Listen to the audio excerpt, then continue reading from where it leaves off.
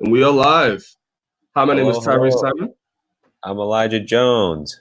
This is MMA Renegade, episode 13. Elijah, how you Woo-hoo. doing, First, man?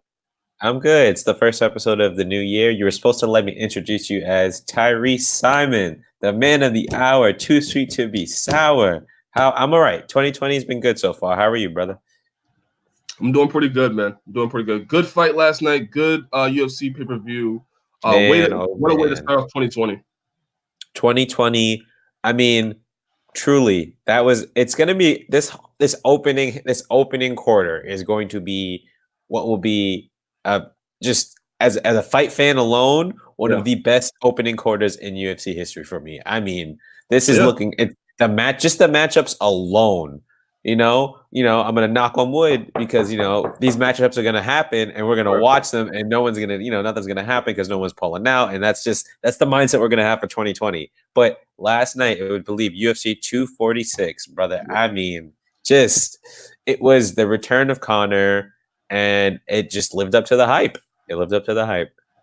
Yeah, man. Like you said, this is probably one of the best first quarters for the UFC we've seen in a very, very long time. We've been fans since what, 2012, 2011? Maybe even far back than that. But Yeah. you got Conor fighting on this card. You got John Jones next card. Then you got Ezra Adesanya versus Yoel Romero on the next card. Like the next pay per views coming up, they got their money's worth. I don't know if As the they pay per view say, price going up is I don't know if the pay per view price going up is requires this type of card, but yeah. I mean, if I'm being honest with you, $54.99 is crazy. Yeah, yo, who are you telling, yo? Yeah. I was like, damn. I was like, worth it? Yes. Do I want to part with this money? No. No, I do not. No. No. So we'll see. We'll see if that is, for the rest of the cards to go forward. But in this card, UFC 246, $64.99. Elijah, did you get your money's worth? I will say this. I'm very disappointed in the ESPN app. This is maybe the second time I've had an issue, maybe the third time. I'm not gonna say anything else. But when it comes to like streaming and actually going ahead and seeing the app, I'm able to access it. But then when it came to the main card, me and my brother were unable to access it. So that was one of the bigger issues. I think that, and we made sure everyone turned off their streaming so that way we can make sure we could see it. And it was just on our PS4. However, it just wouldn't work. So for 30 to 30 minutes, I want to say, we tried to make this link work. We tried everything. We turned the PS4 off, turned it on. I logged in, logged out on my phone, logged in, logged out on the TV, logged in and logged out on the PS4. It just wouldn't work. And it was like, yo, bro, I just paid $65 for this, and this is what I'm getting. Like, I'm not even seeing the main cards. Like, I had to follow play by play for most of the the main card, and I was able to. Thank God I was able to watch the replay because we bought it. But it was just like I'm buying it to watch it in the moment, and ESPN again has done this to me. It's just I really wish. I don't know what's happening, and I don't know how they can prepare for it because I'm not, too tech savvy in terms of that area with like the massive amount of people who are trying to stream it. But at the end of the day, this is not the first time this has happened, and this has been an issue at the end of 2019. So I really need UFC or ESPN or somebody to figure this shit out and let's get it together because I'm paying this money and I want to see these fights. These talented fighters are putting it on the line. I just want to make sure I could watch it as a fan so I could talk about it with my friend Tyrese Simon. Well, here's the thing, right? And this happened. What was the card? The Kamaru Usman and Kobe Covington card, right? Same thing. Fun fact. If you're going to buy it on your phone, make sure you don't do that unless that's where you're truly going to watch it. And that's because if you purchase it through ESPN on your phone, it will only relegate it to that one device, unfortunately. You won't be able to stream it anywhere else, especially if you go through the app on your phone. It'll link it to your Apple account. And so the issue with that is it links it to only one account. Thus, you can only use it on your phone. So I recommend which is new. That wasn't a thing. I bought it on the app multiple times. That's not the issue. Maybe this was a technical difficulty that happened this one time, but I'm never going to do it again, obviously. But I would love to see if Apple can maybe correct that or ESPN app can correct that because if you have, I believe you're allotted up to 3 streaming devices for which you're able to watch review. And I was unable to watch it. Now I was able to watch it on my phone, which I used to purchase, but my brother's phone wouldn't work. My laptop PS4 wouldn't work. The Amazon what is it called? That the Amazon Fire Stick wouldn't work. Yep. Our smart TV didn't work. That's like almost 5 devices that didn't Yeah. work. Yet only my phone did. Luckily, I have a Chromecast, but god damn, it's like I'd rather get a break. I just paid the full 65 for it. And before we go further and talk about the actual card, the customer service as well has been horrible. The customer service, I've seen you go through it. I've seen online people go through it. The customer service trying to get the stream to work and trying to get in contact with people, telling you to hold on and wait a minute, and it's going 45 minutes later on, and we're almost toward the main event, and you still get in contact with anybody. Well, it's interesting because when I called on the Colby Covington fight, versus Kamaru, I never got anybody. I truly never got anybody. I don't know if anyone else did. We didn't get anybody. Luckily, we figured it out from the Chromecast, but that was about 10 of us trying to, we were all trying to figure it out. It's a little frustrating, if I'm being honest with you. You pay this money and you expect the service, and things happen because a million people, a million plus people can't, they're trying to stream it. But I just expect that if I paid for it, I'd be able to access it as soon as possible. If there's any technical difficulties, there would be someone to help with that, or at least online assistance, or maybe just like put something up like on Reddit. Reddit sometimes has those just like walkthrough things like this is how you fix it real quick. Maybe something like that on the ESPN website. That would greatly benefit anyone who's paid and had these issues like I have. No, yeah, I agree. I think there's a lot of things that ESPN customer service and ESPN app itself needs to work on. The interface, the presentation a little bit needs to be worked on. Even the customer service, like we said. Yeah, troubleshooting. Troubleshooting's a big thing when apps that big, because you're not only are you just like trying to watch the pay-per-view, but like you truly have no other way to figure it out unless you like turn it on, turn it off, log in, log out. Like there aren't many solutions. So like maybe just maybe think about the ESPN. I'm not asking much. Maybe hire Tyrese. Maybe hire me. You ain't hiring me. You ain't hiring me. That's not enough money to come over there. Listen. There's enough money in this world. No, it's not enough money for me. So, Elijah, you did watch the card. What do you think of the overall card? Overall, I'll save my grade till the end because we've been great. We grade the cards now. Yes. I will say this: I was a little more impressed by this card, not because of just what happened with Conor and the build up to the fight and the promos, which were honestly, I thought were phenomenal in terms of Cowboy truly being like in the cowboy setting and the Conor being like wild boy trying to just reinvent his image, trying to maintain that humbleness. I thought the fight and matchups on this fight were exciting. That was just it. These fights were exciting for me. And then they're not the biggest names, but they're notable names in their divisions. And that's the interesting part, because you have a lot of rising stars fighting some contenders who've been around for a little bit longer than the rising stars. And it's like, this is a turning point for a lot of people in their career. And it's not that, if you have this fight and it's one fight and you're over. It's just that these fights that were set up for 246 had the ability to take you from here to here. And that was the biggest part about this. Yeah, big spotlight for a lot of people. Like this is one of those cards where the big name is on it. Everybody's tuning in to watch it. You on the same card, you also get a little bit of rub as well, and people want to see your next fight. Exactly. It's the buzz generated from a card like this, because we know it's going to be popping from Conor already. We know how lit this card is going to be. That's just it. But it's anyone affiliated with this card who does good and gets the performance, and shows their skill and gets to showcase that skill set that they've developed over the years of fighting and martial arts. You're elevated now. You're just elevated from this card alone. So that's why I enjoyed this card, if I'm being honest with you, as a fight fan. Yeah, and I do want to say one thing as well. I do appreciate that they didn't stack this card up. I think Conor McGregor and Donald Cerrone sold the card itself, and then you can use the other big names that you have that you can set up for other events. Like you can set up the next pay-per-view or the pay-per-view after that and stack those names. You don't have to do it with a Conor McGregor card because that's what we're going to sell. So it's smart planning by the UFC. Agreed. All right, before we go any further, I'd like to see anybody watching this now or watching this in the future, please subscribe, comment in our live, comment on chat, and tell us what you think. Tell us what you think of the show. Tell us what you think of the UFC event. We'll gladly comment on it, and we'll even talk about your comments live on air. Yes, we will. So always subscribe, and please, as always share as well. It helps us a lot. All right, sir. Let's start from the top, right? The notorious Conor McGregor defeats Donald Cowboy Cerrone, 47th in the first round, TKO punches. Blown away by how it started off. So They both get in the octagon. I'm nervous. I know you're nervous. Heart is racing. Heart is racing because you know it's a very, very big fight. You know it's big business. Whatever happens in this fight pretty much determines UFC in 2020. That's what we said in the last episodes. Yep. So they both start out. They do the the Bruce Buffer introduction, everything like that. Everything's finished. The dust is cleared. They get ready to set up.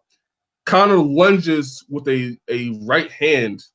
Left hand. He lunges with a left hand that looked weird and awkward. Catches Donald Cerrone a little bit with the knee coming down because he lunges over. Donald Cerrone looked like he's going to go for a takedown. Instead, comes back up in the clinch, which surprised me. And in the clinch, Donald Cerrone, who engaged in the clinch, it was Conor. It was Donald Cerrone engaged in the clinch. Conor uses his elbow or shoulder. It was just his shoulder, which is what you would see mostly in like boxing more or less than you see in UFC. I've really seen that used in the UFC, except for in the clinch against the cage. But Conor uses it in the clinch with Donald Cerrone and uses his shoulder to smash into the nose of Donald Cerrone once, twice, 3 times. Donald Cerrone finally gets out of the clinch. You can see visibly his nose is busted, his eyes already shut, and Conor goes for the kill, goes for a head kick, which surprised me the most because we talked about in this fight, Donald Cerrone's head kick could probably lead to the end of Conor. No, it was Conor's head kick led to the end of Donald Cerrone, and Conor closes the show. I mean, that sequence that unfolded once that bell rang. Conor overshot the left hand. Yes. Caught him with the knee. Cowboy was known to fight. When he fights southpaws, he goes under the left hand. Yeah. This is what happens. This is good technique, right? Engages in the clinch. But Conor knew that. Dropped levels due to the height. It's easy for him because Conor's 5'9", Cowboy's 6'1". It's easy if he engages in the clinch because if Cowboy's on top of him, Cowboy's trying to clinch, Cowboy's a little hunched over, that's susceptible, and Conor hit him with his shoulder. Yeah. It's interesting, right? Because you know who's that creative to use those shoulder strikes? Jon Jones. Yes. You see Jon Jones very creative when it comes to using all parts of his body to attack his opponent. Not just, elbows, not just hands, not just feet, not just knees. And Jon Jones attacks, certain parts too. That's besides the point. You see these, as soon as they break apart, you see the visible damage under that left eye. Just pure red. Face is pure red. Nose is a little flattened. Something's wrong. Leaking. And then Conor goes for the head kick. Yeah. Like you said, Tyrese, not in a million years would have. We talked about this. We said Conor's left hand is most likely going to get the job done. We said Conor's going to throw a combination, maybe get the job done. But he ended Cowboy with Cowboy's signature move. Yes. And one of the things that I'm seeing now, and I've seen immediately after the fight, even Stephen A., God knows why, even Stephen A. was doing the post-fight coverage, talking about how Donald Cerrone was washed up basically, and how he had a glass jaw, and how disappointed he was, and Cowboy didn't show up. And I didn't think that. I thought you couldn't really tell in 40 seconds. Like the way Conor came out, I thought he looked a little bit shell-shocked, a little bit of how overzealous he was. Conor, you could tell the jitters got to him because he had done this in a while. What it's been. The last time he fought was last year. He fought in 2018. He fought in 2018 of October. Let me say this. First off, you're damn right. Stephen A. Smith, let's just bring it down. Let's just bring it down, Stephen A. Smith, when we talk about MMA, because you're a little new to this. You're a little new to this, brother. We appreciate you. You're a great commentator, but Cowboy, again, within 40, you can't tell within 40 seconds what was the plan. Like, you just can't. I think Conor just caught him. That's just point blank. Yeah. Conor did what Conor did and what Conor was supposed to do, and Conor caught him. Conor caught him, for lack of a better term, caught him lacking, and that was it. Yeah. He saw the opportunity. He saw what the initial shoulder bump did. He saw what it did. He's like, all right, Cowboy's gonna walk through it. hit him with the one. Oh, he's a little hurt. Hit him with the second one and third one, right back to back. That's when what's it called? Connor knew he had him hurt. So realistically, Connor caught him. That's it. Connor got him. Connor had a good game 100%. plan. He's smart. And I don't think I'm a big fan of Cerrone. I can tell you this right now.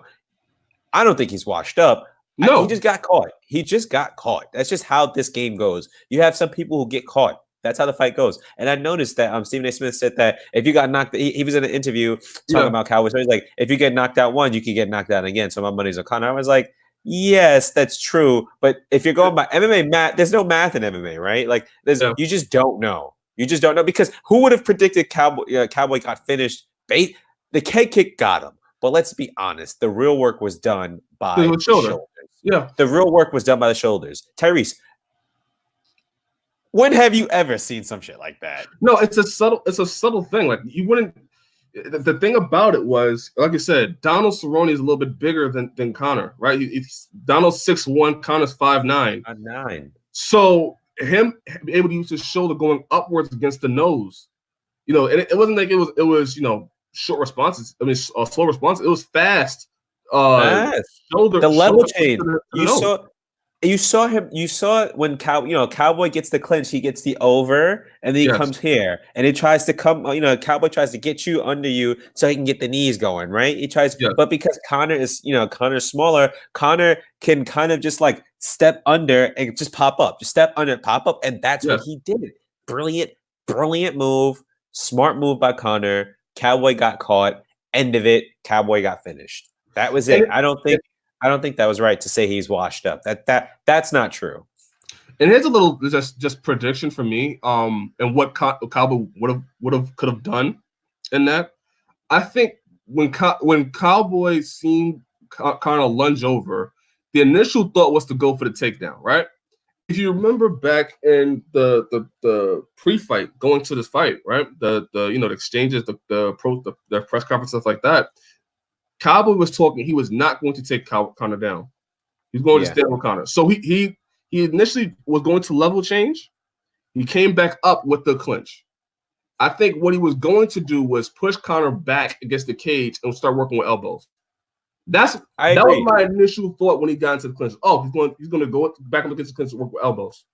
You're right. You're 100% right, because what Cowboy loves the clinch. We know that Cowboy loves the clinch because it gives him a moment to breathe, it gives him a moment to assess, and it gives him a moment to strike. Right. The thing is that the clinch can be a double-edged sword because there's people who are also able to throw in the clinch. So that's how we know clinch work in general. Correct. Right. And what Cowboy did, he went under the left hand, which you said, great level change, came up, tried to go over under, and you see him trying to go to, I guess, his right to kind of spin and get Connor back to the cage in order to do that dirty boxing, that damage, for the long haul. Yes. And I'm sure that was the game plan. I'm sure he just couldn't get Connor there because Connor he's quick. It is what it is at that point. Yeah. Connor was able to do his little damage before. His little damage turned out to be a lot of damage. Ended up, and then you saw Cowboy when they broke apart, they were already close to the fence. So that kind of gives you an area. That's where they were heading to begin with. Exactly. They were closer towards the outer side of the that you have the octagon, then you have the inner octagon, and you can tell just from the positioning alone. Connor ran and charged him, and that's what Cowboy wanted. Cowboy's like, all right, cool, you're gonna come to me. I'll bring you over here. We'll do this. We'll do the work over here by the fence. And that's what was probably what was going to happen. And I thought that if Cowboy was going to do anything, Cowboy was going to try to do those teep kicks and, those push kicks. But it just, it ended in 40 seconds. What more do you want from the guy? The guy got finished. It is what it is. Yeah. And then, like you said, the positioning of where it was, it led to believe for me that Cowboy was trying to put Connor against the fence and try to work with elbows or try to wear on him for a bit because working on that cardio. Or just get him against the cage, break off, reset. Exactly. It's just get to the point where you're comfortable and you're good, and then reset. That's a lot of Cowboys plan. Striking, and his striking's good. Like I don't feel that within the 40, like you're saying, within that 40 seconds, you can't tell. You can't tell that because you have guys who could go on like 28, not 28 win streak, but like who can go 5 wins. Dominate, and then just get knocked out. Like it happens. It can happen. The sport is just that unforgiving. Tactically, he seemed like he knew what he was doing. It's just a subtle change of the elbows to the nose that caught Cowboy off guard, which caught the viewers off guard as well. I was like, whoa, yeah, that's different. At first you didn't know how significant the damage was till they actually broke apart, and you seen the nose already look like it was leaking, and then the eye was already swollen. I think he even maybe blew his nose in between the exchanges as well. It was bad. It was bad. If I'm being honest with you, when you saw that break, it was the damage. It looked like it hurt. If I'm being honest with you, like there's some hits, he ate that. Like wow, like I'm impressed he ate that. This one looked like it hurt, and I think Herb Dean did a phenomenal job in giving him enough time to, you know, I don't think Cowboy took the most amount of damage. Like that should have been stopped. I think Cowboy, but when he went to the cage and Conor caught him and he kind of like shelled up. I was like, damn, this might be the end. I hope Herb gives him a little bit of chance to stop it. At one point, it looked like Cowboy was like he was there the whole time, in my opinion. It looked like he was going to try to take his leg from under him and try to maybe go for like a leg bar, or at least try to get Conor to the ground at some point. And he just was unable to do it with his legs. And that's what, Conor ended up being able to finish him. That's what it looked like. But it looked like he was about to defend, but it just was just too much damage at that point. That's an interesting point you bring up, because it shows you the IQ of Conor, where he has Donald hurt. Donald is slunched over against the cage in the shell. Yeah. And instead of just raining down punches, what you see normal other fighters do sometimes, they just rain down punches and try to wear them out. He picked the shots. He went down, and then he moved, turned, and then followed Donald, and then from there, Herb Dean was able to stop the fight. In jiu-jitsu, there's like the turtle move. Like, you kind of get on it's like on the floors, but not on the floors. Like, and you kind of crouch up. And it looked like Cowboy was preparing to like take a leg with him and then maybe roll. But you're right. With Conor saw the position, he stepped to the side, stepped out. Yes. And then came around to the position where I think he had his right hand on Cowboy at one point and used his left hand to maybe rain those shots down and pick the shots. And I was like, the IQ again. You're right. The IQ, it showed that he's like, well, I don't want him dragging me down, because from this position in turtle, that's very much possible. That could have been an issue, that he could have caught him. If had Conor had tried to step over his back and almost like he's trying to go for rear naked, not only would Cowboy would have grabbed that leg, rolled, could have been in what would have been a heel hook position, could have been a leg bar position. It could, it wouldn't have been that most ideal situation for Conor. And Conor saw that, so he stepped around and noticed that that's what Cowboy was trying to do, and then was able to finish Cowboy. So, I mean, great finish by Conor, great refereeing by Herb Dean. Another IQ thing for me, what stuck out to me when that fight was when after Conor threw the head kick, which was perfectly landed. Cowboy tried to block it, but he couldn't. There was a small space we were able to get through. Conor goes for the flying knee, misses. Cowboy's here, so he misses the flying knee. Cowboy's here. Conor is lateral to him, and he just turns around and able to go with the right or the left hand. The positioning as well. He was able to go to the flying knee, switch his stance up, and able to hit Cowboy with the left hand, which dropped him. Yeah. The positioning, the way he got on the inside, the way he took his time and picked the shots and then just blow his arms out and just go for a finish. It was beautifully mastered. It was a masterpiece. I mean, we know Conor's that good at striking. That's just it. We know he's got it.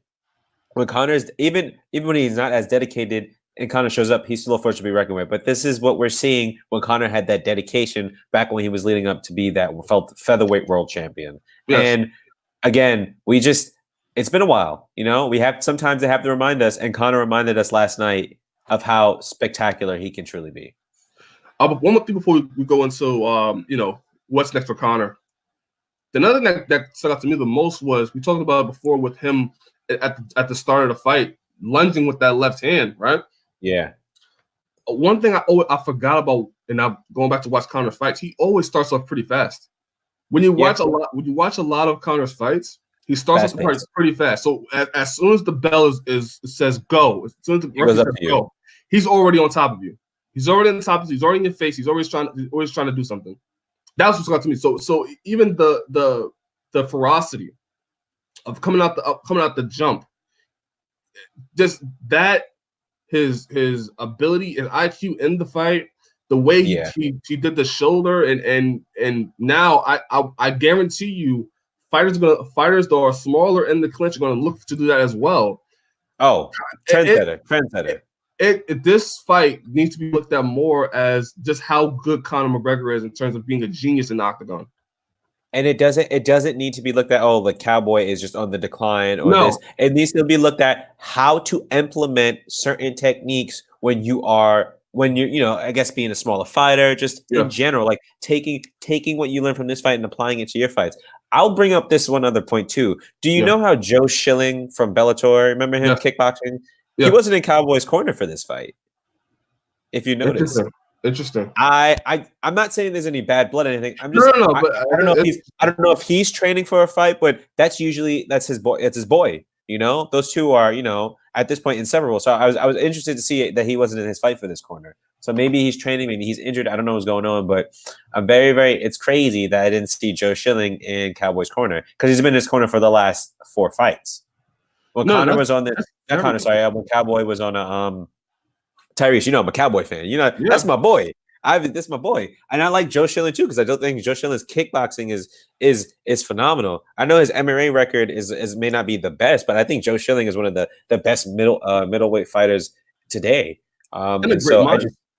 He's a talented fighter, and so is Cowboy. And so again, I don't think this fight should be looked at as Cowboy just not being able to rise to the occasion. It should just be looked at as how well Conor's able to implement his creativity and his striking IQ. That's it. That's just it. That's where that conversation ends. That's where that conversation should end.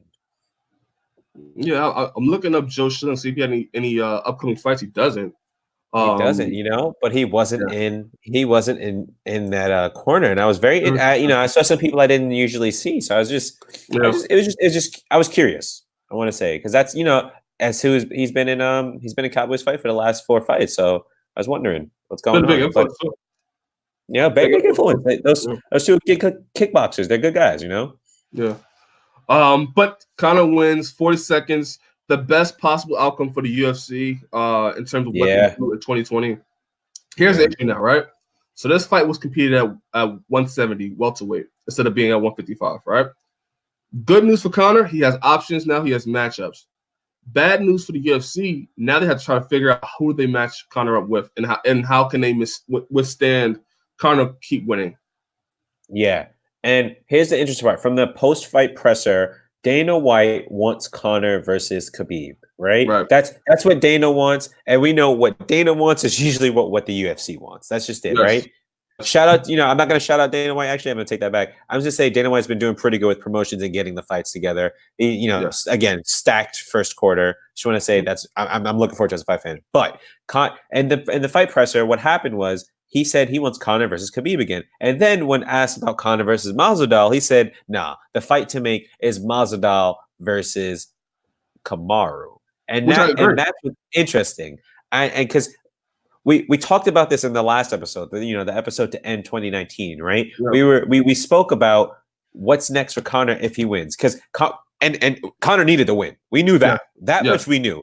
In order for Conor to remain that star, in order for Conor to have that power, not over UFC, but to even negotiate to bring something to the table, this is something I attribute you with because you talk about this a lot. You say that, in order to maintain that star status, he had to win this fight. This was just it. And you talked about for the business model of UFC and ESPN, the fight ideally should be Conor versus Masvidal because that fight just brings in money. But when we're looking at the divisions, and at this point, it has to be about moving these divisions forward. Right. It looks like UFC is going to push towards Conor and Khabib 2, Masvidal and Kamaru 1. But I have a feeling that the fans are going to interject on this. And for some reason, we're going to get a lot of buzz around Masvidal versus Conor. We're going to get a lot of buzz because, that's just how the fight scene works. You see two people you want to fight, they probably fight. You know what? I don't think that even the fans are involved. I think the UFC secretly is thinking about doing Masvidal versus Conor. If you watch the event, Masvidal was placed in that event almost throughout the entire thing. You've seen him in interviews during the event. You've seen him in the crowd multiple times. You've seen him in lead up to the fight. You've seen him in the UFC 246 preview on ABC. You've seen it on ESPN. His promotion was not as equal as Cowboy and Conor, but it was just as much up there. Just as much. I was like, God damn, like, don't get me wrong, fan of Masvidal, but right. I was like, wow, this guy was there for media day. Like Masvidal was there a lot during this 246, alluding to potential matchup between Conor and Masvidal. Megan O'Leary had to create time to create time before the main event, talking to Masvidal, and all Masvidal was talking about was how big of a fight that would be and how much money it would bring. Money. How much money? He said the money fight. The money fight. So what's interesting? Wait, no, I'm sorry. I didn't mean to cut you. We say, you know what? Yeah, so I don't think the UFC is not trying to hide that Masvidal and McGregor is a big fight. Yeah, I think they know. I agree with you. They know, and I think they're teasing now. It may not come to fruition, but again, if need be for a promo or whatever, they already have that interview from Megan O'Leary. So that could kick it off. You know what I'm saying? Like, that was smart. I think they know what they're doing. Like you're saying. I agree. I think they know what they're doing and teasing it. But what's also interesting is that when Conor was training to fight Floyd Mayweather, and Conor had on tie shorts and was boxing, do you remember that Conor had a Versace robe? I do. Masvidal had the same Versace robe on. Who had a Versace robe on last night? Masvidal. So I mean, weird. Do you think? Hold on. Before we go any further, that was weird. I did see the press conference where Conor was talking about the Masvidal robe. That was weird. Look at this. I thought it was a little weird at first. I was like, why is he wearing a Versace robe? And then I thought, I was like, why did I see that before? Conor wore that shit. No, but even that, why would you wear a robe to an event is beyond me. But that's just it was a little weird. It was a little weird. It was a little reaching, but yeah. Here's what I chalk it up to: when you get a certain amount of money, you start acting the way you want. That's what I chalk it up to. That's it. That's just it. Little buffoonery, for being honest. Hey, a lot of buffoonery for being honest. But okay. No, but I get it. I get what he's trying to do. I don't think he needed to do that. I think just him being himself and not pulling off the robe and him just showing up. He got a lot of press during this last week. I want to say he was interviewed multiple times. He was even interviewed by the guy Chase, the young 19-year-old who's a UFC fighter now. You remember he won. Chase Cooper. He was like, "Why did you beat up my dad?" He's like, "Who's your dad?" Ben Askren. And he's like, "Wait, what?" Yeah. It was a funny interview, very very brief interview, very funny, hilarious. But like that was good, and that was good. Like, and again, like you're saying, they're teasing this. May it come to fruition? I don't know. I personally don't think it should, but if it did happen, I'd be on board. That's just my opinion. What about you? So that's where we kind of are, right? Because Khabib Nurmagomedov and Tony Ferguson are fighting for the title in April, right? Yeah. I don't see that fight falling out. However, Conor McGregor thinks it is. So let's just say Khabib and Tony are going to fight, right? Who does Conor fight next? Because if you're the UFC, you want to go ahead. You want to keep Conor McGregor in the best possible matchups that he can, without it being like a outranked guy or anybody like that. You want to have Conor McGregor fight somebody which it's a good matchup for him. Conor McGregor, I don't see him doing well at welterweight. Kamaru Usman is just too big. Jorge Masvidal, say what you want, he would a lightweight as well. Maybe that fight could work out, but it's still that's a risk. I agree. I think his best chance. Yeah, his best. I think it's an ideal situation to be a lightweight still, right? Because it's not like you did wrong. You lost to the champion at the time, right? Right. You lost to the guy who's the current champion, which is really not like it's big, but it's like it's the only fight you've ever really lost, in terms of the title, besides the Nate Diaz fight, which really wasn't for a title. That was just a exhibition fight, right? But when we're talking about fighting for the belt, you only lost to the top guy. That was it, right? And Cowboy even mentioned it himself. The boys at 170 they're just big and they hit too damn hard. Right. And while I do think Conor can beat some of these guys, maybe when it gets to Kamaru, when it gets to Stephen Thompson, when it gets to Vicente Luque, when it gets to, I would even, hell, I would want to even throw in Tyron Woodley. I want to throw in those top 5 guys. Fucking killers. Yes. Killers. It doesn't make any sense. It doesn't. And this is the point I was trying to make. I was, remember we talked about this. Mm-hmm. Conor can fight at 170. It doesn't mean he's a welterweight fighter. Yes. That fighting at 170 is different from being a welterweight fighter. And this is what we saw with the Nate Diaz case too. Nate Diaz can weigh 170, but Nate Diaz is not a 170er. I think, truth be told, Nate Diaz has a better time at 170 than Conor does, in my opinion. I agree. That's a conversation for another day. We'll bring that up at another point. Right.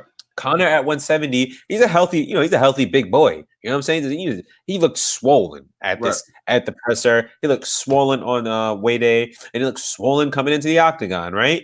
But to be honest with you, you're fighting guys who Conor bulks up to 170, correct? Yes. You're fighting guys who are cutting from 200 basically. These are guys who walk around 210 or 190 on a regular day. On a regular day, they vary from that 190 to 210 pounds. Right. And I'm not saying Conor can't do it, but you're looking at guys who are like just big. They're just bigger. They're physically bigger, and some of them they're quick. Like Jeff Neal. In my opinion, I don't think that's a great matchup for Conor. Jeff Neal Conor would have a hard time dealing with a guy of that size, that speed, and that caliber of 170 fighter that Jeff Neal is. And I don't think 170 is the place for Conor to be. Now, since we're on the topic, let me just list off the welterweight rankings right now, right? So the champion is Kamaru Usman. Look at this man. He's got it already. Number 1 is Tyron Woodley. Number 2, Colby Covington. Number 3, Jorge Masvidal. Number 4, Leon Edwards. Number 5, Rafael Dos Anjos. He was a former lightweight, so maybe that could work out. Damian Maia, number 6. Number 7, Stephen Thompson. Number 8, Nate Diaz. Number 9, Anthony Pettis. Number 10, Robbie Lawler. Like those are bad matchups, right? However, let's think on Conor's side, right? Okay. Let's say the Jorge Masvidal fight versus Conor McGregor would happen, right? Yeah. That fight happens. Let's say Conor McGregor even beats Jorge Masvidal. Jorge Masvidal is ranked number 3 in the world. He probably should be ranked higher, honestly. Masvidal. That's debatable, but I agree. He's still ranked number 1. Yeah, it's true. True. All right, you got that one. Cody's number 2. Yeah. You got it. So, if Conor was to beat Masvidal, that would line Conor right up for a welterweight title shot. True. Conor has options. Just I don't know what's the best option for him. Honestly, if I'm just looking at this, I would do Kamaru Usman versus Masvidal. I would do that fight, and then I would do Conor versus Justin Gaethje. And here's why. You've intrigued me now. Here's why. I don't think that Masvidal fight and Kamaru Usman. I don't think that Masvidal and Conor McGregor fight is going anywhere. I think those are 2 big names. I think they solidified themselves, right? Yeah. Masvidal needs the belt to complete himself. I think the BMF belt is nice. Yes. To really complete his legacy, he needs the welterweight belt. Agreed. Right? To be taken seriously. We say what you want about the BMF belt when it meant and how great of a moment that was. It's still a made-up belt. Yeah. You don't defend the BMF belt. Dana White said you can't defend the BMF belt. It's not a division for it. If you do Kamaru versus Usman, Masvidal versus Usman, Masvidal wins that fight. Let's say Masvidal's the champion welterweight. Yep. Let's say Conor goes and fight Justin Gaethje. If somebody that has been fighting and has been putting on great performances, who arguably should be next in line for a title shot after Khabib and Tony fight. Yeah. If Conor can beat Justin Gaethje, it not only proves that he's back for real. Yeah. Against somebody that's been active, somebody that's been on a win streak. It also proves that he's going about it the right way. Because I think if you slide Conor McGregor into a title spot right now, you raise a lot of eyebrows. If Conor McGregor beats Justin Gaethje, now it's like, okay, you can't deny him. You can't deny him. Agreed. 100% agreed. You can't deny him, and it removes all the hate out of Conor McGregor just being thrust back into a title fight after fighting at welterweight. I agree. Gaethje, we know Gaethje's the next guy up. That's indisputable, right? Gaethje's been on a tear. He's won his last 3, if I'm not mistaken, maybe last 2 by spectacular knockout. Yes, and finishes. And I don't think Conor's best to best utilize Conor. I don't think he should stay at 170. It's a healthy weight. I get it. I understand. The only fight I can say that I would want to see Conor again at welterweight right now is Nate Diaz. That is the only fight. I would like to see it. I would like to see it. And here's I'm okay why. with it. Here's why. I don't think Nate Diaz versus Conor McGregor does anything for anybody right now. I think Nate Diaz has to win. Diaz has to win. I'm not saying Conor's going to fight Nate now. I'm saying that's the only fight I can think of that I would want to see Conor at welterweight at. I wouldn't want to see him go.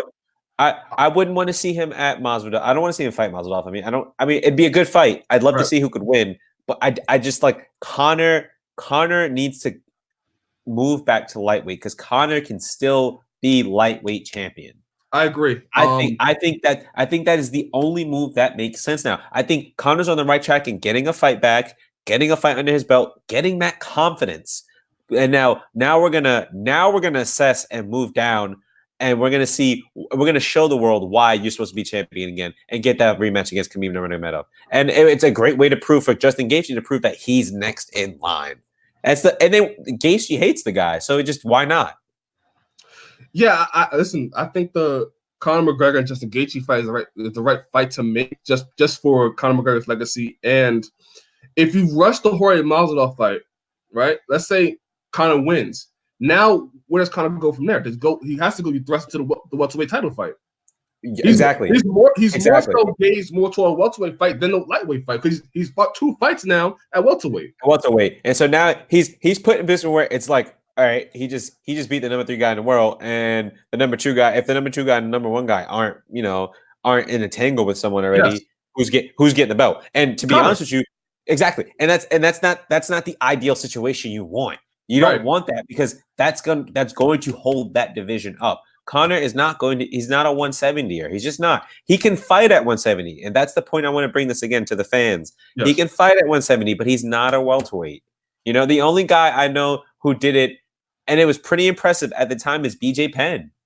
BJ Penn is the only guy who's been able to go up to welterweight and win, but it was at a time when you just didn't have the crazy talent that's in the welterweight division right now. It was at a time where there was just less talent, and he was able to get in, you fight 1 to 2 fights, 3 fights, I think it was, and then got a title shot. So it's like, wow, come on. Here's what I think should happen. Like I said, I think the Justin Gaethje versus Conor fight makes the most sense, and have Kamaru Usman versus Masvidal, right? If you want, let's say Kamaru Usman and Masvidal fight, the winner of that is whatever, right? I think you should save Conor for special occasions at welterweight, right? Yeah. If you want down the line, you can always do Masvidal versus Conor. That fight will always be there, like the Cowboy fight. The Cowboy fight was thought about years ago. Like I think Conor mentioned, you could always come back to it. Here's the thing: that fight is only still there if Masvidal doesn't lose to Kamaru. No, I think we're at a point now with Masvidal that his let me not say it's not there. Let me retract that. Yeah. I don't want to say it's not there. I think it loses a bit of luster in the event that, but it's gonna happen. They're gonna find a way to promote it. But I want to say that fight loses a little bit of luster in the event that Masvidal loses to Kamaru. I just want to put that out there. I think if anybody loses a bit of luster, I think Masvidal is solidified in his star status. I think you can't change that. You can't erase him being on ESPN. You can't erase him being on ABC in prime time. You can't erase that, right? If Conor fights Justin Gaethje, let's say he sets up a fight in June, right? Justin Gaethje versus Conor in June. We know Khabib does not fight only 2 times a year. He only fights 2 times a year. Let's say Khabib beats Tony, which I think can happen. Khabib sets up a Khabib and Conor fight in October. So Conor could still be active like he wants to. He could fight Justin Gaethje in June because we already have the cards for the rest of the year. First quarter is pretty much already set. You can have Conor versus Justin Gaethje in June. And then if Khabib is ready, you can do Khabib versus Conor. If before Khabib is ready to fight, if Jorge Masvidal and Kamaru Usman is already set to fight and that's already decided, you could do that. So Conor, that fight happening in the summer. Conor, what's that? I see that fight happening in the summer for some reason. Masvidal versus which is fair. Okay, so let's say Conor fights Justin Gaethje in June. Let's say international fight where you get Kamaru Usman versus Jorge Masvidal, right? Yep. After that, you could kind of see where you want to go, right? Because Conor would now have a win in welterweight and now have a win at 155. That way, you can decide as UFC whether we should thrust Conor to Jorge Masvidal or we should thrust Conor to the Khabib fight. Both two guys that could make up a big pay-per-view. That's what you should do. Do Justin Gaethje first, and at 155, that way he has a claim to say, I beat somebody at 155 and I beat somebody at 170. I'm able to fight both divisions for the title. That's a more ideal situation where it works out in both the UFC's favor because now you can push Conor for a title fight at either weight class, right? Yes. And you can make money, and then you also give Conor the ability to, the option to choose. Do you want to fight the winner of Tony versus Khabib, or do you want to fight the winner of Masvidal versus Usman? So I think the best. I agree.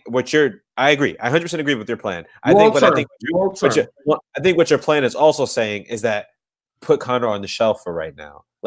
He's not fighting till June. He's not fighting till. But that's not. But he was gonna have to fight till June anyway, right? Because you already have the first quarter already set out. Like we already have in May. We're looking at. We have till May.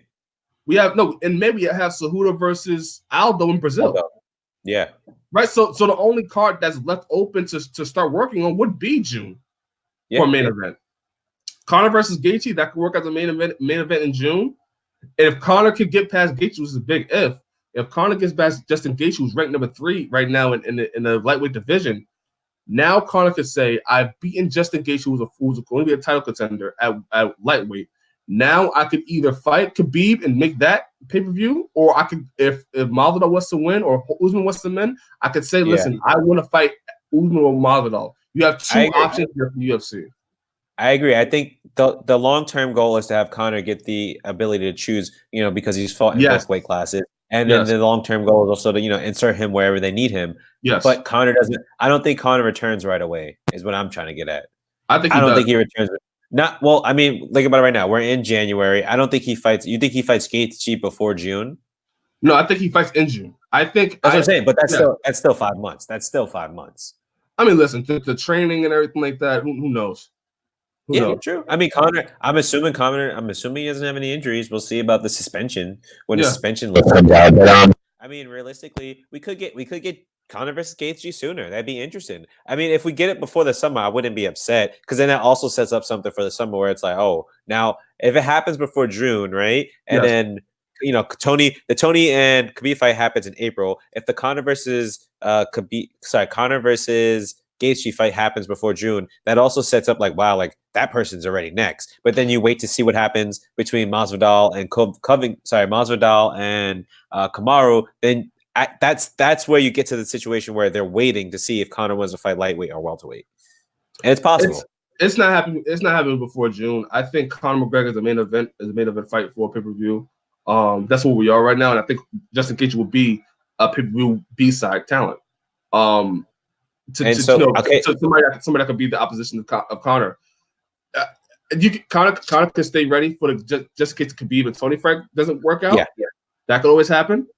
And like where we are, January 19th right now. Yeah, that June will come back quick.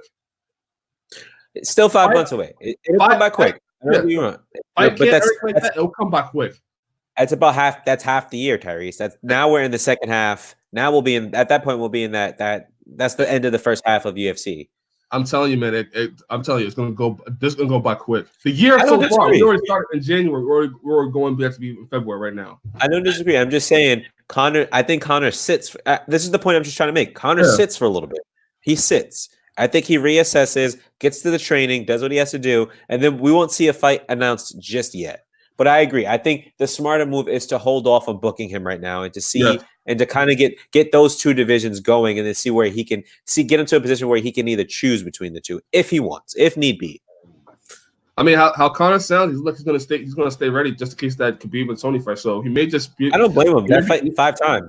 Yeah, so he may just be working out, and then let's say if by April if it doesn't come together, they already have a backup plan with Justin Gaethje for June. So let's say he trains for the next 2 months or whatever, or sits out for a little bit and trains in late February, early March, just for Tony Ferguson and Khabib. That's a big matchup. It sets them right up for June. Yeah, in order to stay in shape. So yeah, agreed. But that's the fight for Conor, man. I think Justin Gaethje is the most likely opponent to fight Conor, but I think the UFC may go miles off for whatever reason. It just messed the whole entire division. Yeah. What do you think is? What do you think is next for Cowboy? I don't know. And he's not gonna retire. No, he's not gonna retire. This is his livelihood. But I think one more fight, if he loses, let's say by a knockout, I think the UFC starts having talks with Cowboy about what to do next. Because Cowboy, what else can you put him in? He's fought everybody. Pretty much. So pretty much. I think it takes the time off. Let's reassess before we just go get a fight. Did Cowboy ever fight Dustin Poirier? No, but was that ever a fight? That could happen. No, they never fought because Poirier came up. He came up to lightweight after he lost to what was it? He came up to lightweight after he lost to Conor. No. Yes, and by then Cowboy was already up at welterweight. You know what? That's a good fight. Should take some time off, but I think down the line when Dustin Poirier recovers himself, I think that's a good fight. Poirier is probably towards the end. He's probably towards the point where he's like probably about to get back to training correctly, consistently. I know his injury was pretty, it took a little while, but I think you can see Cowboy versus Poirier towards the summer, if not the summer. I like that. I do too. I actually would be very interested in seeing Cowboy fight someone else, like not Paul Felder or like Dan Hooker, but like I don't know. I'd be interested in seeing some fight one of the newer guys, not like top 50, not like between 10 and 15, but like someone fresh blood. I'd be interested in seeing that fight. But till that time comes, I think he should just take the time off. Yes, I agree. Time off will probably do him some good right now. Yeah, 100%. Let's move on to the next fight. I think this next fight, I don't think anybody found enjoyable. Holly Holm beat Raquel Pennington in the bantamweight division by unanimous decision. This one put a damper on the card a little bit, to be honest with you. You know what's interesting? In the post-fight interview with Joe Rogan, Holly Holm was about to say something, and I think she got a whole bunch of boos, and then she's like, all right, never mind, and changed it. I was like, yikes. Cut her off. I felt bad. You never know what she was going to say, but I felt bad. So overall, I saw that fight. I came in. Okay, this is where we had the issue because the app would not work. And I was pissed because I'm a fan of Holly. I'm a fan of Holly. And so I was a little upset. So I had to rewatch this one this morning. And in all honesty, I'm not upset with how Holly fought.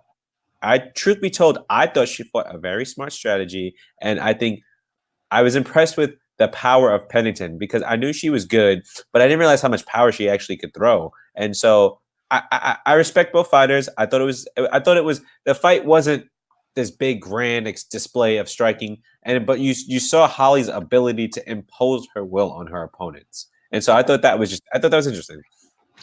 No, yeah, this fight happened before. Like before the Ronda Rousey fight, I believe Holly Holm fought Raquel Pennington. It was this type of fight. It was a very slow, boring fight, which many thought this girl is going to face Ronda Rousey, and Holly Holm will go on to knock out Ronda Rousey and become this MMA legend. But this is I expected this fight to happen. I didn't see how this was going to be any different. I agree. Yeah, Raquel Pennington likes to grind. She likes to wear on her opponents, and Holly Holm is the person that will counter, and she will just play that game plan and stay safe. Yeah. Holly Holm, I would say this has gotten better in the clinch. Yeah, way better in the clinch. When you look at it, Holly's she's able to clinch, and Yeah. she's physically strong. And this is Yes. a big point that Joe Rogan's bringing up. She's very strong for, was it 135? Like Yes. she is muscling people, but it's not like she's like, big brother and you like pick you up, German suplexing you. That's not what Yeah. we're talking about. But when we're talking about the clinch, and just like when it comes to out muscling in certain situations, and it doesn't look like it slows her down. It's just like the No. strength and conditioning of Holly is, I think, is what was most impressive about that fight. But I mean, again, you're right. Like we've seen this fight before. The only thing that changed a little bit is that we realized how much more power Raquel Pennington's developed over the years. But it just wasn't enough. It wasn't enough. Yeah, I won't be too critical, but the Raquel Pennington game plan for me, they were telling Raquel Pennington to ignore the power of Holly Holm and to just move forward, Yeah. but not really saying how. Right? You were telling her just go, just ignore her power, move forward. But yet you didn't really explain to her how to do that, right? To make adjustment, throw face or whatever, to try to get on the inside. Which is easier said than done. It's ambiguous, especially with a fighter like Holly Holm. It was very ambiguous, like move forward. It's okay, like, but when I move forward, I'm entering. What do I do? Right. You're right. I noticed that about when I was watching, the in between the rounds, I was like, yeah, like move forward, pressure her, but what do we? Throw feints. She trains at Altitude MMA. And they're the same camp that the whole issue with the Amanda Nunes decision not to stop the fight earlier when she said she wanted out. So I don't know if there's a coaching issue there, but there was no really instructions on how to move forward. Yeah. How to throw feints, throw in combinations to lead to a takedown. So instead of trying to go in the clinch, because Holly Holm would go in the clinch and people would boo, and then Raquel Pennington would break off, and then she would go back in the clinch. What was impressive about the end of the second and then the third round, though, in the clinch, Raquel started throwing knees, and then that's when Holly started to break off a lot more. And in the beginning, you saw that Holly, when they initially had the clinch, you saw Holly like, all right, cool, I'm comfortable here. Like I'll just keep I'll keep you on the fence, hit you here and there, until the referee breaks us apart, which was interesting because in this fight, the referee did break them up a couple times, but it was just it just I mean it warranted, unwarranted. It's interesting. Bottom line is, at the end, like in the third round, I noticed that Raquel was throwing these knees to the body that were hurting Holly. And that's when Holly was like, I don't really want to clinch with you because you're throwing these knees. And it was, she would throw the knees in this clinch, but wouldn't throw it in the next clinch. Like you said, she would initiate, break off, then go back to the clinch, but wouldn't do anything. And so like that inconsistency of throwing the knees, not throwing the knees, that's what I think. If she had consistently threw those knees while she was in the clinch, I think it would have been a little bit better for her in the long run. Because Holly did. There's a few points where Holly would just push her off because she didn't want the knees to the body. Yeah. And I was like, why? Like, and that's, I saw the evolution, the small tweaks in Raquel Pennington's game from over the years, but I don't think they had the best game plan to deal with the techniques of Holly Holm. No, and even when Raquel Pennington tried to move forward and again, not telling her really how to do it or which way to do it, Holly Holm would catch with some jabs. She was catching with some uppercuts. With caught up about the time. So one of the bigger moves that her combination is the lead uppercut to the cross. Lead uppercut to the cross. Holly Holm would throw the kicks to the thigh. The what do you call that kick? The oblique kick. She would throw a side kick to the body. Like Holly Holm, she has the tools. And she used the tools to stay smart, to stay away, to stay long, and then engage in the clinch and be able to muscle her. So, I mean, again, what many people saw as a very lackluster fight, I get it, but I thought this was a good showcase and a good win for Holly Holm. Yeah, I think listen, as MMA fans, I was impressed by Holly Holm and just look at the evolution of her game. I could see how the audience would boo looking at the last couple of fights that were before that. And then looking at this fight where it wasn't really that much of an action. And just Jason Horzog, who was the referee for the fight, probably could have broken them up a couple of times more in the fight instead of just having them on a clinch for maybe about 2 or 3 minutes. Yeah, it was interesting. It was interesting. Yeah. But Holly Holm is ranked number 3 in the bantamweight division. There's not really a lot of opponents for her to face except for going up. I would love to see Holly Holm versus Irene Aldana, who's ranked, I believe, let me see here. Irene Aldana's ranked number 6. So Isn't Aldana coming off of a very impressive win? she's on a 2-fight win streak. Didn't she just knock out somebody? Caitlin Vieira. That was the fight. She had knocked out Caitlin Vieira because remember, this was like recent, and it was I remember this because it was a power difference. Very few. You saw the initial power difference. Caitlin Vieira was catching her, but then Irene Aldana stuck to it and landed a beautiful hook. And Caitlin Vieira dropped her hand and got caught. I remember the sequence. Yes. I think that's a good matchup. Some could say that would be a great fight. You could also say she gets the winner of Juliana Pena versus Aspen Ladd. No, I wouldn't do that. I don't think you rush Holly Holm back into a title fight. That's fair. I think it's if Holly Holm wants to continue fighting, it should be a slow burn. It should be against somebody like Irene Aldana, just to get her name back up, just to build some cachet.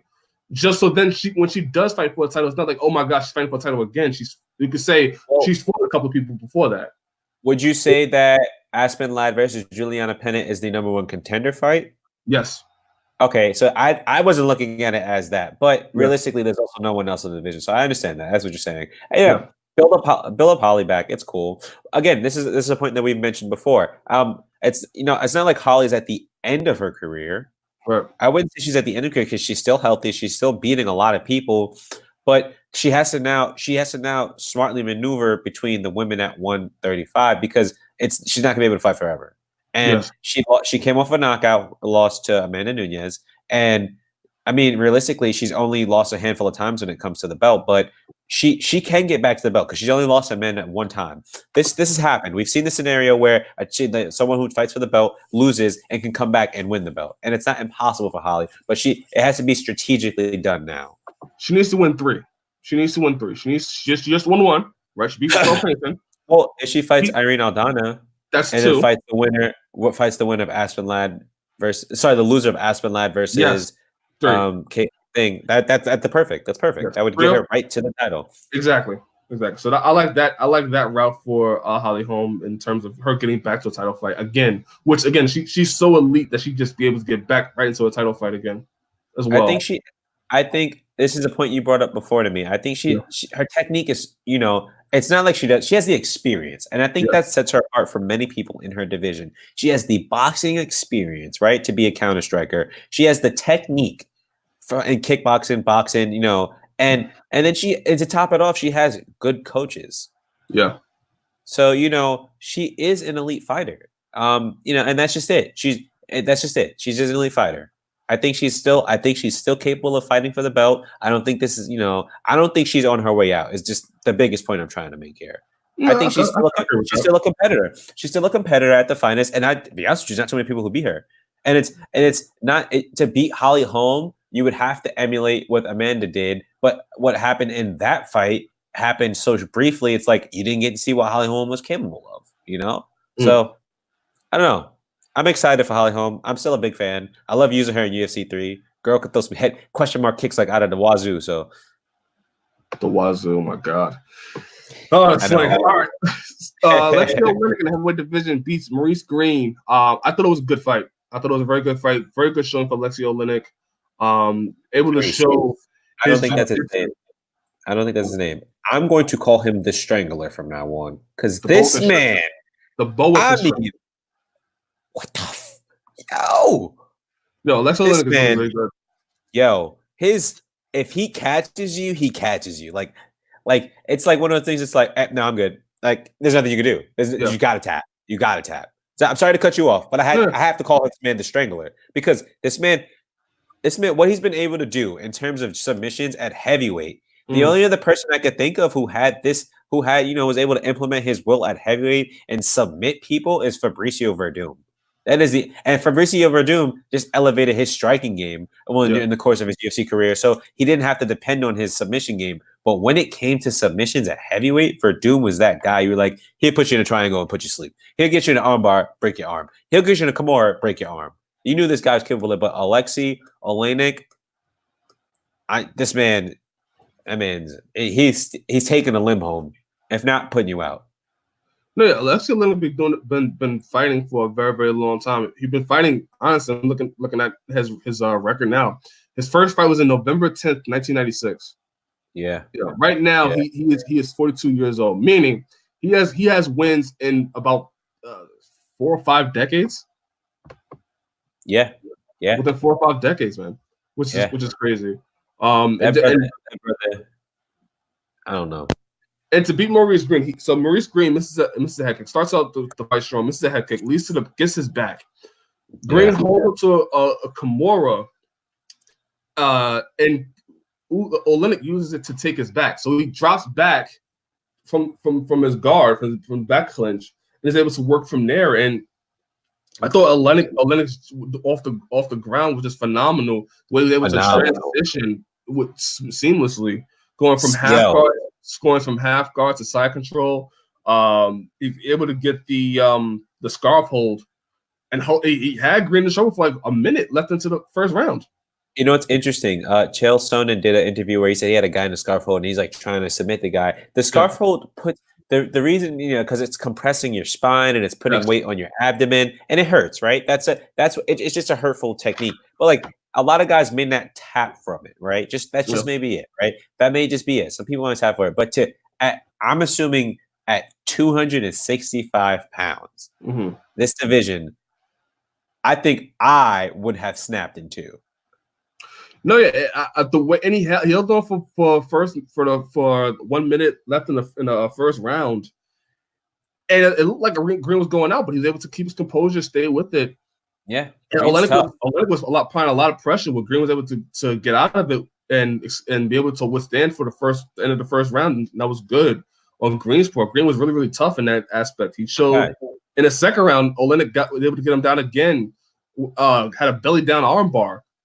And Green tried to use his knee to try to escape out of it, but he couldn't do it. And gets the job done. Yeah, I was impressed. Yeah. That was great technique. Great technique from Alexei Oleinik. I think the next matchup I would do if I'm the UFC, you have Fabricio Verdum, which you mentioned earlier, who's coming back. Oleinik ranked number 12. Fabricio Verdum was out of the rankings because of the whole USADA issue. I would love to see Fabricio Verdum versus Alexei Oleinik. It's not impossible. It's not impossible. I would love that fight. I think that's a great matchup for Verdum to come back, and that's a good name for Alexei Oleinik to have in his resume. True. All right, moving on from there. Brian Kelleher beats Ode Osborne by guillotine choke. Not much really much to say here. Osborne comes out pretty fast. Exciting, and then Kelleher was able to take him down. Great positioning. And they're able to get an arm and guillotine. And it's interesting, right? Because this is Kelleher he's got a good ground game, and he beat who is it that he beat? He beat Yuri Alcantara before by guillotine back when he first joined the UFC. So it's impressive.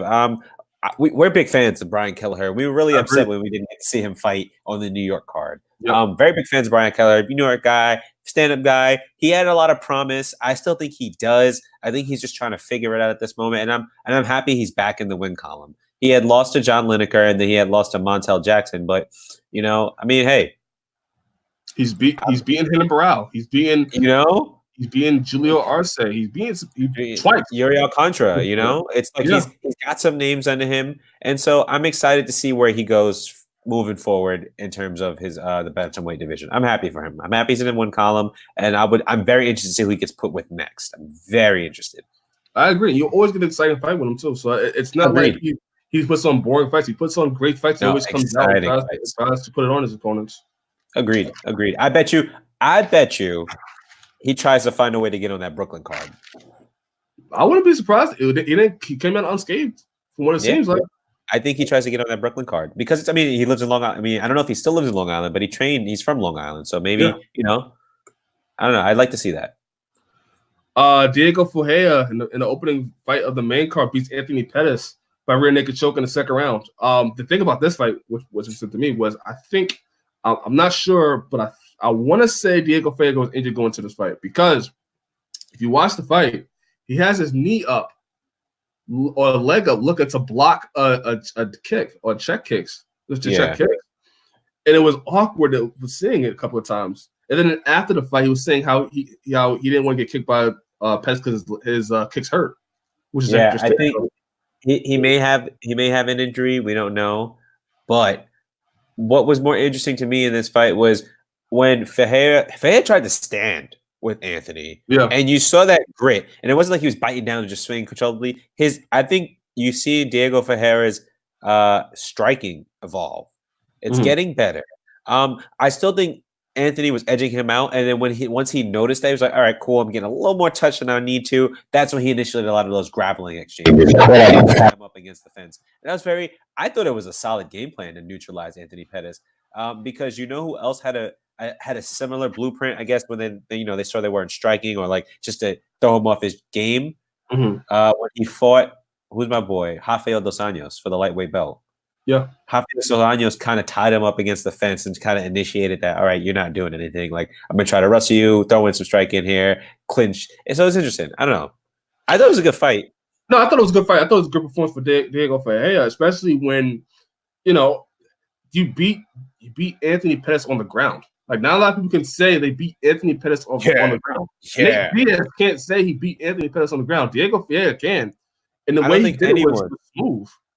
I don't think anyone, and I don't think Pettis has ever been. I mean, maybe I'd have to check his record, but I don't think he's ever been submitted. If I'm being honest with you, his jujitsu is just that good, or like he's ever been in a danger. Let me check. But I thought Diego Ferreira. I'm impressed. I'm impressed. If I'm being honest with you. I don't think he got beat by Gil Oh, Melendez, Benson Henderson, maybe the armbar. yeah. So he has been submitted, but it takes a lot. No. Pettis. Who Pettis? Pettis never been submitted. It is. I don't have it in his. I'm looking at his. Oh no, those Pettis, are wins. I'm sorry. Those Yeah, are wins. that's why I was concerned. You said he beat Benson Henderson by armbar. He choked out my boy We did by that some to him. guillotine. Sorry. That's what I'm saying. I was like, he's never been in a like his No, jujitsu is just that wow. good. That's what I'm saying, bro. I'm telling you. He's Never been that should be talked submitted. about more.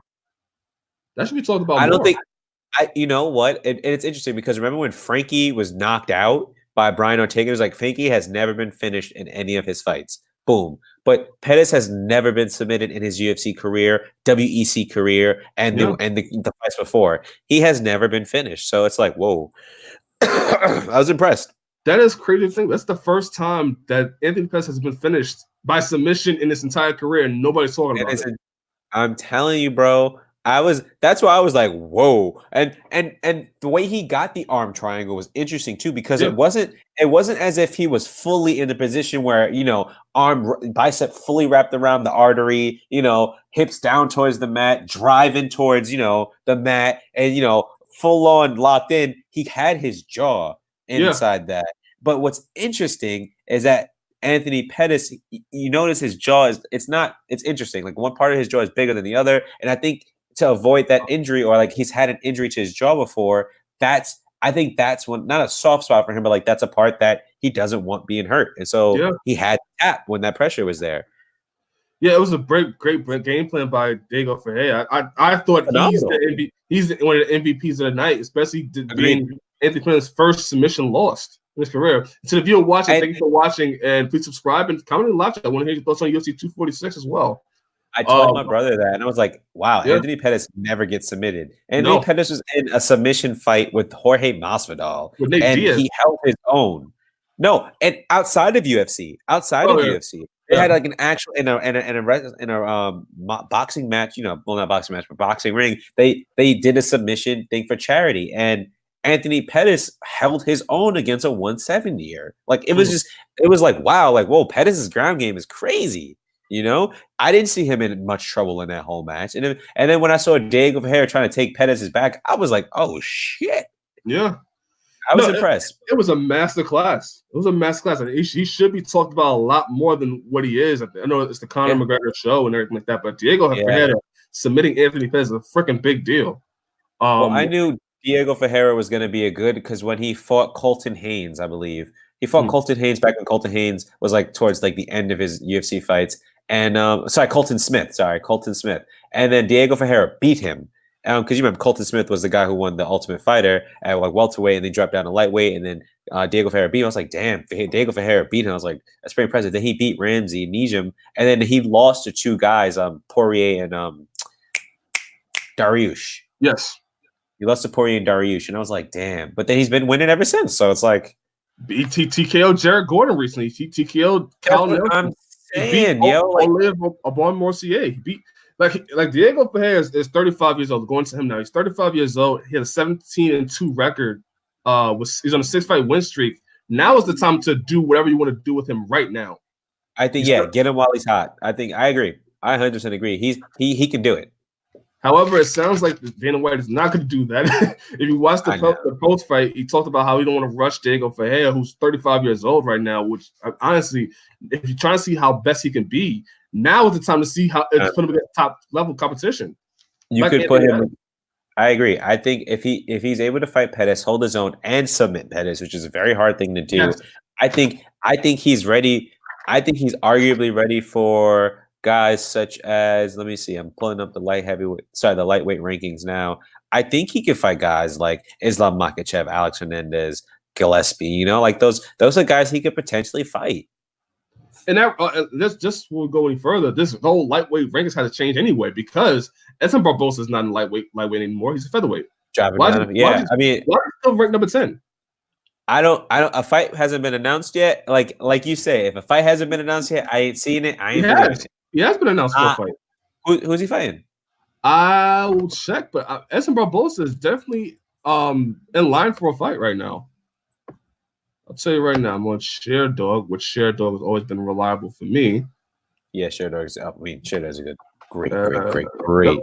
Yep, moved to featherweight, and he is interesting. I don't have his fight up yet, but yeah, he was announced for a fight at featherweight already, and it was supposed to happen in Brazil.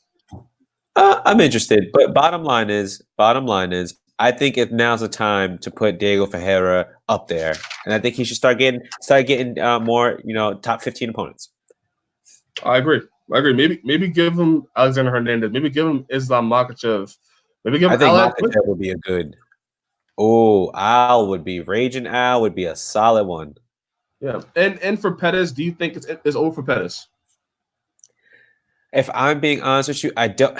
This is what we talk about, right? Every 5 years in the UFC, we see this new breed of talent that gets younger, hungrier, has the skill set, may not necessarily be able to put it all together, but they have it.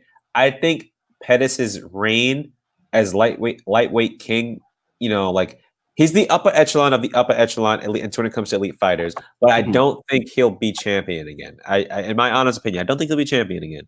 Maybe he has a surprise. He surprised me. I don't see it. Can he get back to a title shot? It's possible. Will it happen? Less likely, if I'm being honest with you. I still think he's an exciting fighter. I think when it comes to the top 10, he can beat a lot of these guys. But when it comes to the injuries he's had in the past 2, it's hard because he breaks his hand a lot. You know what? Just thinking about this fight and when it's announced, I was confused as to why Pettis went down to lightweight again. I thought he looked good at welterweight. I thought he looked rejuvenated at welterweight. I thought he looked like a different person. You can say what you want about the Nate Diaz fight. The Nate Diaz fight, he had an injury going into it. If you've seen the okay, by the way, look at MMAscene.com. That's the cheap plug. I'm a writer for MMAscene.com. Always good content on there. But in the end, I did an article looking at Pettis, and he talked about how before to that fight, he cut his hand. He cut his hand. We talked about doing a review for that fight, how Pettis looked his hand was hurt, or his hand was broken, or whatever. Turns out he had a cut on his hand. Yeah, then you had the ankle issue. So he had issues at that fight. So you can justify him being at welterweight still. And it's got to go down to lightweight against Diego Ferreira, and now lose a little bit of stock. I'm not upset with him at lightweight because I love him at lightweight. That's what I know him for. I hate it. But the issue is, he's not going to be fighting for much longer. If I'm being honest with you, I don't think he's going to be fighting within the next 4 years. I don't think we'll see Anthony Pettis still fighting. I don't think so. I think now he takes the big fights, big names. And if that leads to a title shot, do it. If not, end the career on a high note. You were UFC champion. You were a phenomenal champion. You, at the time, went through the lightweight division and to beat everyone who you had to beat. And I think you were a great champion, if I'm being honest with you, because at that time he was champion.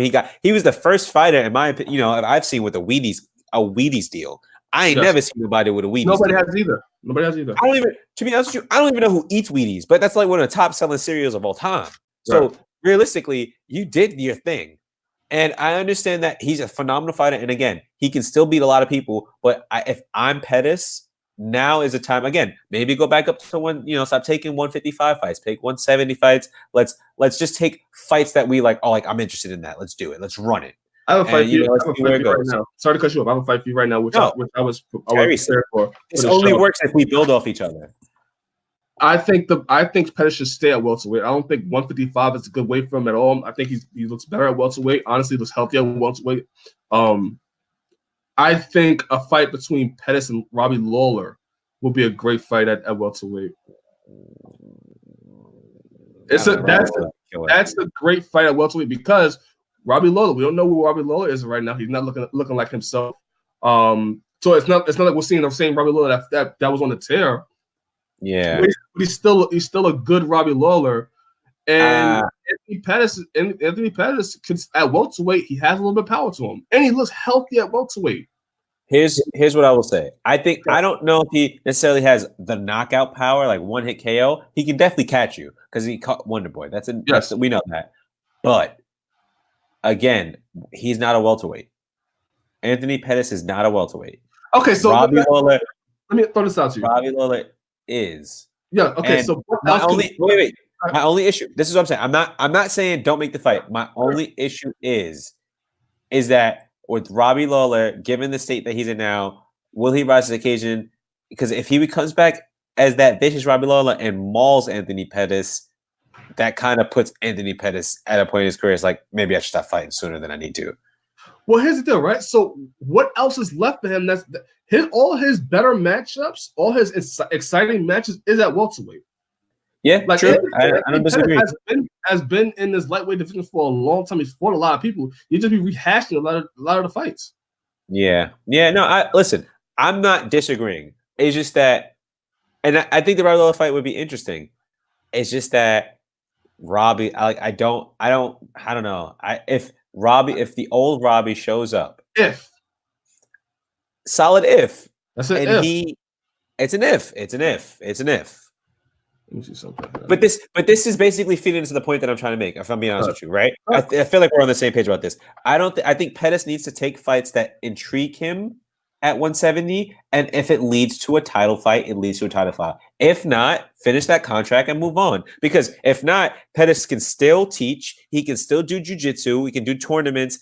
I think Pettis doesn't. Him being a fighter, I think he's past that point now. Pettis can do more than be a fighter. And I think a lot of fighters can be more than just fighters, So, like, Pettis doesn't need to be a fighter to consistently make money and do this other stuff. So, I think, just truth be told, he finishes out the contract and doesn't resign and maybe just goes about his business and lives happy.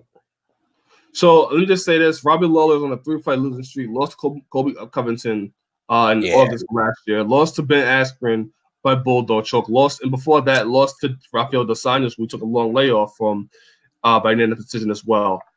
Yeah. I don't think that's a bad fight at 37 years old, who Robbie Lawler is. I don't think that's a bad fight for Anthony Pettis to take. And you have that on your name saying you beat Robbie Lawler at welterweight. Well, I know this is legacy. This is going to be a little legacy. And then again, but this still is my point. My point is take the fights that intrigue you, and if it leads to a belt, it leads to a belt. Yeah. Now, in a different world, hear me out, Tyrese, before we move on. What if we got a rematch between Pettis and Dos Anjos at 170? I think it ruins it. If Dos Anjos loses, it ruins it for Dos Anjos. But if Pettis wins, it puts him up there in title talk. I'm just saying. Anthony Pettis should not fight Rafael Dos Anjos before he fights Robbie Lawler. No, I'm just throwing a fight out there in general. Yeah. Would you want to see that at 170? I could fight could happen. Listen. Rafael Dos Anjos is going to fight Michael Chiesa, and let's see how that fight works out. But Anthony Pettis right now is ranked number 9 in the welterweight division, so he's still ranked in welterweight, right? Yeah, they didn't kick him off. He beat Stephen Thompson, right? So he already have a win over the number 7 guy, right? Yeah. So you could do Anthony Pettis versus Robbie Lawler, who's ranked number 10. He's right behind him. It makes sense.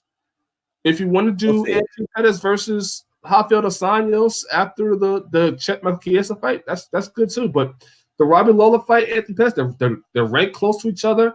They both have big names. They're both been exciting fighters. They're both at a point in their career where they're trying to see what's next for them. Yeah, but still trying to compete. That's perfect to me. I'm interested. All right. That brings out our main card. The other fights I want to touch on here real quick before we move out of here. Sadiq Youssef beating Andre Fili, which is a great fight. I thought Sadiq Youssef looked good for the first 2 rounds. The third round went more Fili way, but I thought it was a clear decision for Sadiq. Yeah.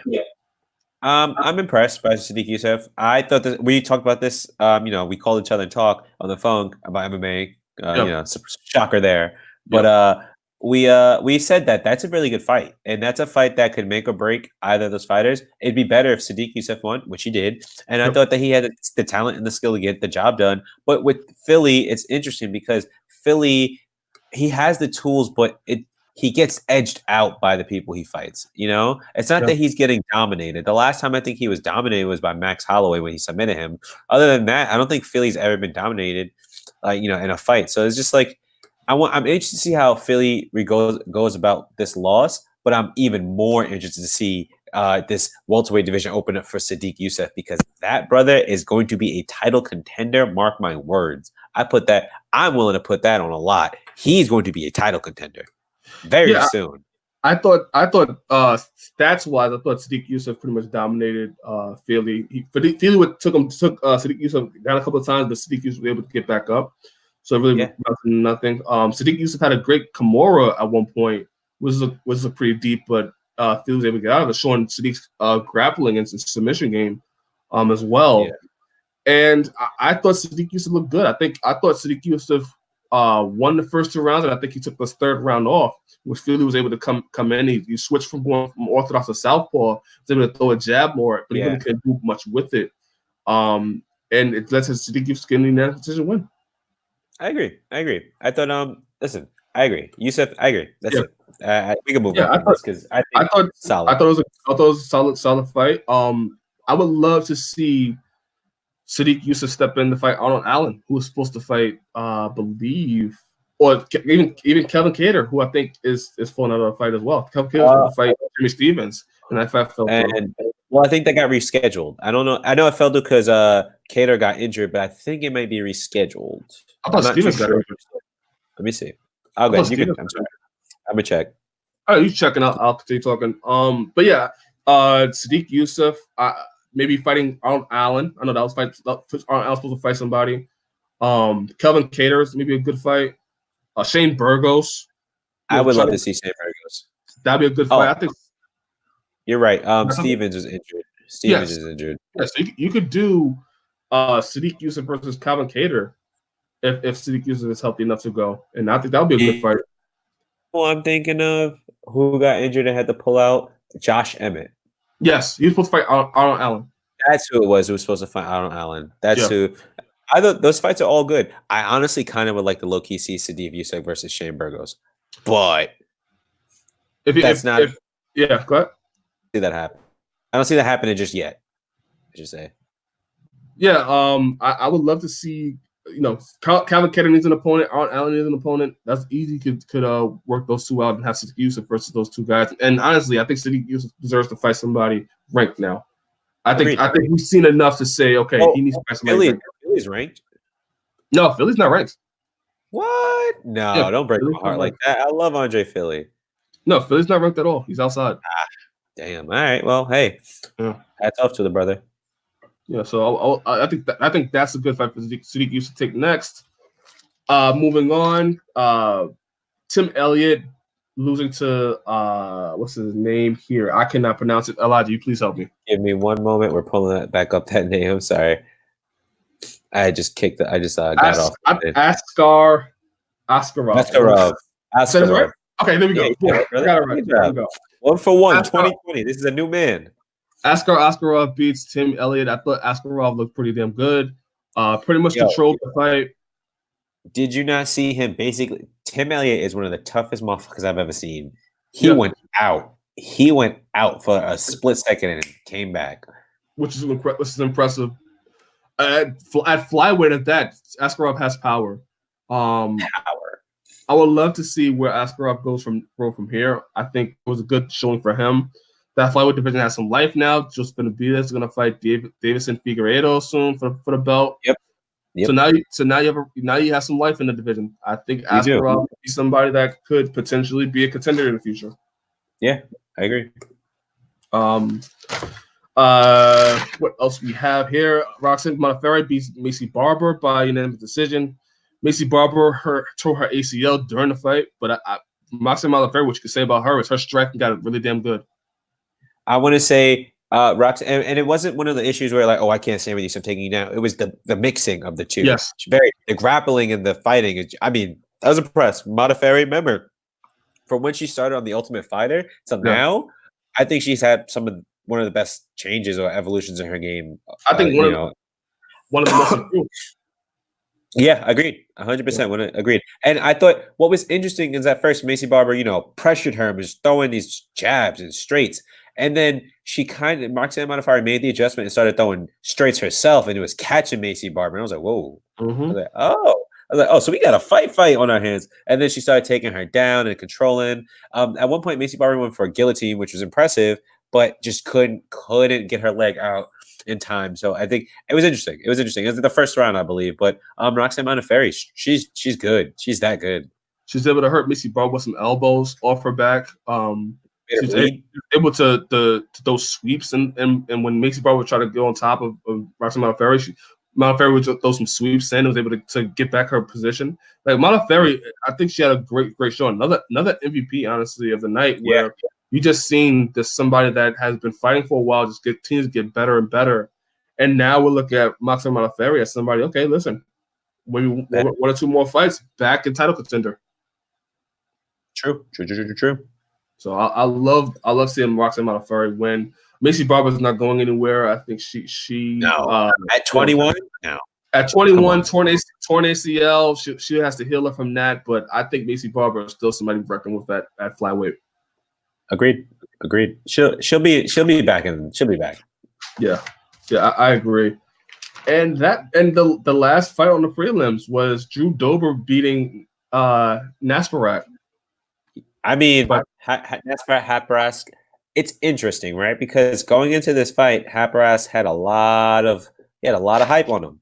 Not like to the point where it was like, oh, he's going to be the next guy, but it was like, whoa, this is a guy to watch out for. And Drew Dober, a guy who's had he's if you look at his record, he's had some pretty good wins. Yep. He had a not so lucky loss where he was in position of a Von Flue choke, but he was the person who was doing it on top, and yet the referee thought he tapped. So, he's had some unlucky decisions before, but Drew Dober, again, for me, was an MVP of the night because it showed the evolution in his game. Yeah, and he was able to, withstand the chaos. Nasparat came in hot. He came in trying to throw bombs, and Drew Dober was able to keep his composure. And Nasparat seemed like he lost composure a little bit in the chaos, and he threw a leg kick, which I don't know why. We've seen this multiple times where the people they try to get into firefights, trying to exchange. Yeah, and I think they get rattled. And when they get rattled, they throw a leg kick to try to create distance or try to stop the person moving forward. Yeah, and the other person, it was just kind of with a left hand or a right hook, able to drop him. And it's interesting because that's one of the most. I feel like that's one of the most moves. I guess counters. Like you automatically see reflex go where someone throws a leg kick, you plant that leg. And if the leg kick is strong enough, you sweep that leg under them. If it's not, that person lands on you. So it's just one of the interesting things. Again, Drew Dober, I think he's getting better. I think I've definitely been on the watch out for him. I remember when he fought. Who did he fight? He fought somebody. I'm trying to remember. Let me go back to him. I think he fought Josh Berkman. I was like, whoa. I was like, all right, that's interesting. Like Josh Berkman just got back to UFC, and then he fought Frank Camacho. Then he fought John Tuck, and you saw Drew Dober winning. Like I was like, wow, impressive. And so I was pretty. I'm impressed with Dober, I should say. I think he won performance of the night. I think, didn't he? I believe him. Askarov. I believe I believe him. Askarov. No, sorry. him, Olenek, Fahea, and Connor. I think they all won Performance of the Night bonuses. Yeah. Okay. So yeah.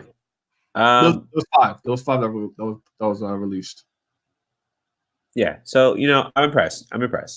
He's on a 2-fight win streak. He beat Marco Polo Reyes by TKO in June of last year, and now he's beating Nasrat. One of the best strikers in the lightweight division. He's a solid striker. He's known for striking. So, I would love to see Drew Dober fight somebody ranked. Agreed. I could not agree anymore.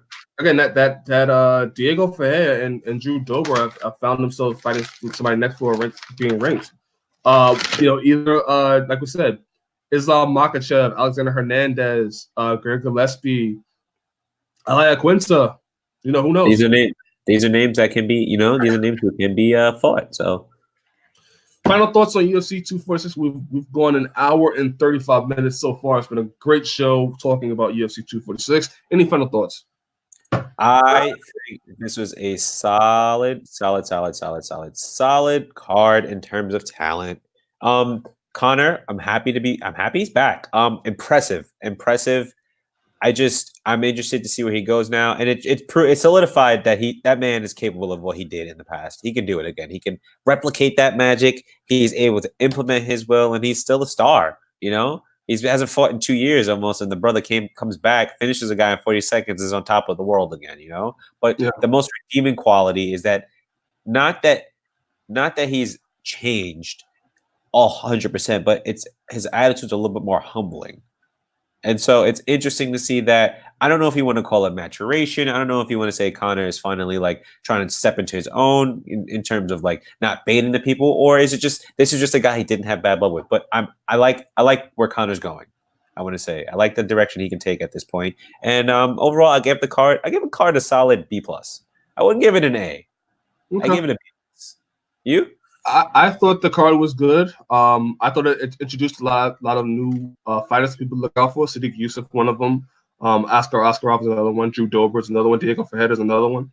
And so in that aspect, they created new people to look out for in 2020.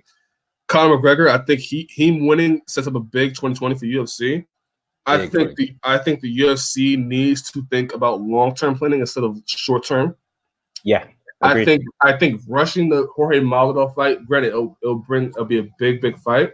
However, you hold up a division and then you two divisions, right? If you're all honesty, and then you give Conor less options to go back to fight Khabib, right? He has to fight a lightweight too. So have the Justin Gaethje versus Conor fight, and then you can set up a future fight between either Jorge Masvidal in the future or Khabib. Do it that way instead of just rushing to Jorge Masvidal and Conor. Overall, I thought it was a good card. Other than the ESPN problems that you've had and you experienced, I'll give it an A-. Okay, that's fair. I'll give it an A-. Had a good time.